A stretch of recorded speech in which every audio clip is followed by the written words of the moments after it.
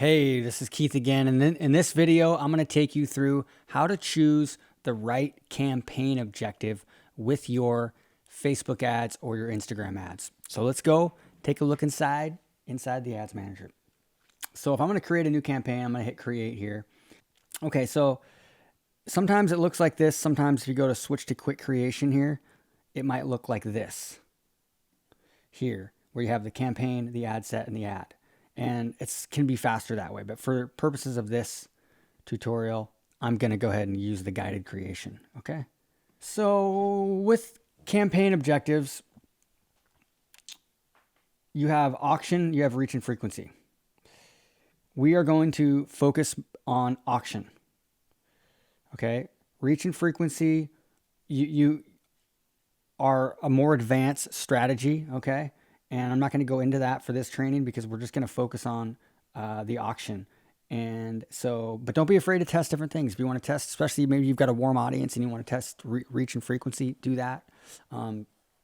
It can also work well with large brand awareness type of campaigns. But we're going to use auction, and you have to realize that the campaign objective, you're telling Facebook to go out and find people that are most likely to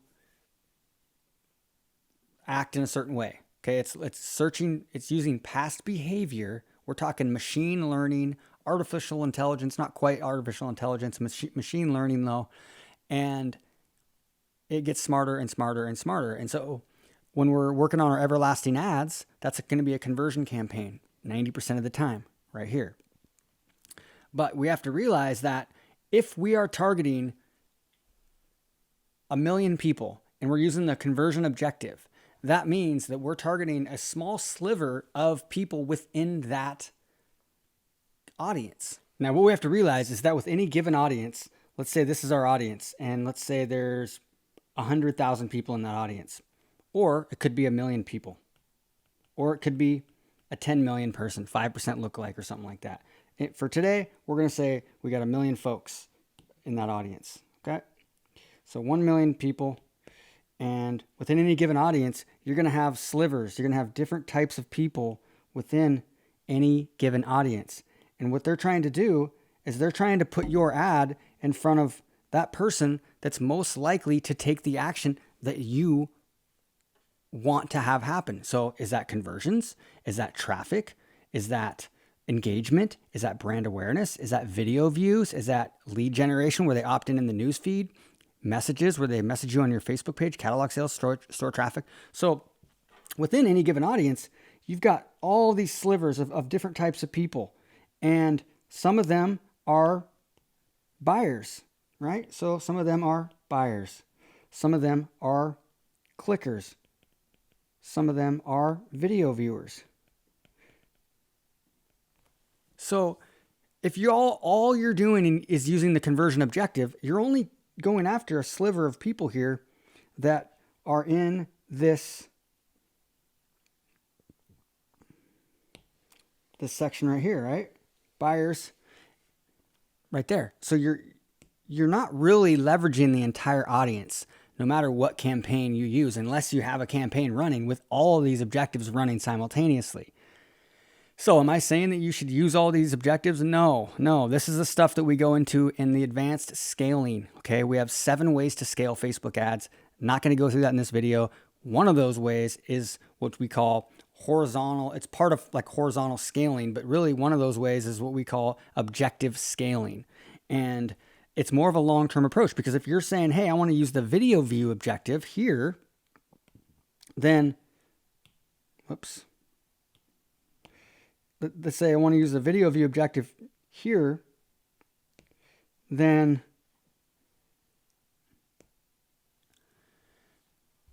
if you have a video ad running, that's going to go out and find people that like to watch videos, not the ones that only like to read and click through. And so guess what happens? Your cost per video view is going to be much cheaper inside that video view objective campaign. So you might have a 2-minute video ad, and let's say you're running that into your webinar registration page as a conversion objective over here, and you're trying to find, people that opt in or people that buy. That same video, if you said, hey, let's duplicate that campaign, use the exact same post ID, but this time we're going to use a video view objective, okay? Conversion objective over here. Guess what? That cost per video view inside of this campaign is going to cost you maybe less than a penny per video view, per 3-second video view. Over here, inside this one, it might cost you 18, 19 cents per video view. So we are talking about a typically on average of 10 times or more cost per video view when you're using a conversion objective versus a video view objective. So why would I ever use a conversion objective? Why wouldn't I use a video view objective? Well, the reason is because guess what? If you start to look at some other metrics like cost per purchase or cost per lead, it's going to be 3 to 4 to 5 to maybe 10 times higher in this campaign here, because that's just the way it works. It goes after a broader audience, people that aren't quite ready yet to take action. Maybe they're, in your demographic or you're in the psychographics that Facebook sees, but, they just aren't ready right now. They're not ready to buy yet. They haven't had something happen in their life that triggers that intent. They haven't had that relationship. Maybe there's somebody that is about to break up or is about to move, or they are somebody that is a business owner and they need to grow their business, but they just need a little bit more time. There's somebody that takes 3 or 4 or 5 or 6 consumptions before they take action. There's a lot of different reasons. All we know is it's smarter than we are, way, way smarter than we are. So we have to realize that you got to pick the objective that you want to have happen. So we start with conversion objective if that's our goal. And then we might have one of our performance branding campaigns where we're running a small budget, maybe $10, $20 a day or something like that, as a video view objective. For example, performance branding, we call that. So here is a video view right here. And if you go to video engagement, so we're talking 0.004, 0.004, 0.005 per 3-second video view. And this is not targeting some random like third world countries. It's targeting the top 18 countries here. So we're talking really, really cheap compared to cost per video view. If we go into this campaign that obviously is working well, okay? Cost per 3-second video view, average 16 cents. A lot more expensive. But if you look at the CPA and engagement here, 7,000 generated 16,000. And that's actually not even right. It's not even counting our $450 order bumps for the one-on-one consult. And so we have some missing stuff here. But the point is that when we're launching an everlasting ad campaign, we're trying to get conversions, we're using the conversion objective. And then later we're going to peel a little bit of that budget out into some of these other objectives. And as you look at this goes deep. We go deeper into this in some other videos, but I mean, you have not only people that like to, engagers, but you also have buying habits. You have some people that are fast decision makers. You have some people that are slow decision makers. You have some people that are problem aware, some people that are solution aware, some people that are completely unaware of the problem at all. So there are all these different types of buyer behavior and personality types and consumption behavior. The way they consume the content is different. Some people are skimmers. Some people need to look at every detail. So these are the things that the algorithm figures out for you. So that's why it's really important to choose the right campaign objective. And if you go back up here, in general, we're going to use conversions. Okay, when it comes to our performance branding campaigns, where our goal is not to get sales, it's not to get an ROI from that in the next 24 to 48 hours. It's more to build goodwill, build warm audiences, and our goal with our performance branding campaigns is to get that ROI from that back in maybe 2 months, 3 months. But it's okay because it's small budgets, and our conversion campaigns are creating the cash flow to essentially pay for that branding. So you might have a long copy, almost like a blog post that you have no call to action for. So you might use engagement on that one. Brand awareness works great for video views. Video ads, if you use video views, reach, or brand awareness, we see similar pricing whether you use any one of those objectives. So to be honest with you, all of these here, video views, engagement, traffic, brand awareness, and reach, those are all going to work for more of a longer term type of thing. Okay. But let's say you want to run a like campaign.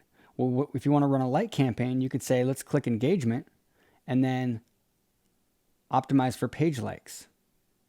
Okay. Event responses, post engagement. So this is how you'd run a like campaign and to get more people to become fans of your page.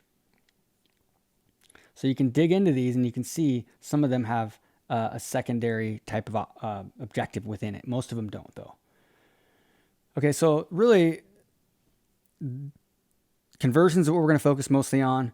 When it comes to your warm audience retargeting, you got to realize that they've already know who you are now. They've already shown interest. They've already visited your page maybe.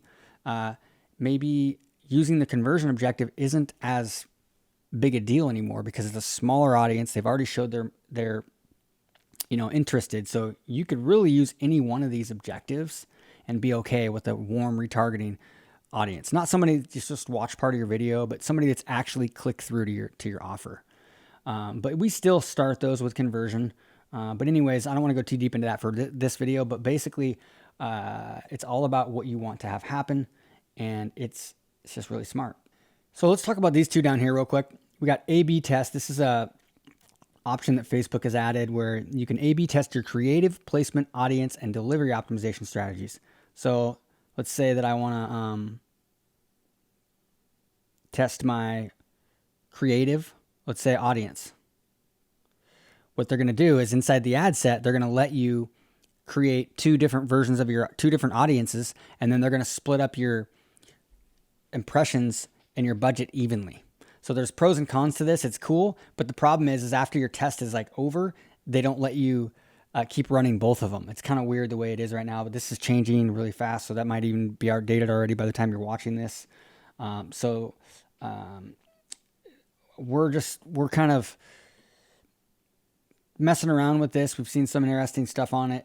Feel free to go do this. In the meantime, we usually just leave this off though, and just really analyze the data. So campaign budget optimization, I've talked about this already, but typically, if you're brand new and you're not, you don't have a lot of data, you don't know a lot about your audiences and stuff like that, how they're going to do, you might start off with this off, so you have more control over the budgeting of each ad set, individual ad set. To really leverage the algorithm, long-term scalability, hands-off management, campaign budget optimization on is going to be better. So like you said, like that campaign I just showed you that I had, that was ad set optimization, the one that I just had, you just got a glimpse of there. And that's not how we want to run long term. That's more in the beginning, phase one, testing and learning phase. And then our scaling campaigns will be more campaign budget optimization. Alrighty, so hopefully you've got a better understanding of the campaign objectives, and you can now choose the right campaign objective based on your situation every time. On the next video, I'm going to take you through the delivery options. When you get into the campaign budget optimization, you have a lot more choices where you can select things like highest value or lowest cost for your bid, cost cap, minimum return on ad spend, and other like bid cap and target cost. So I'm going to touch on those and when you would want to use them. But we always recommend starting your campaign with highest value or lowest cost, and that's what they have set as the default. So you're gonna use this setting there on a standard campaign. More advanced stuff we'll get into the next training, and I'll see you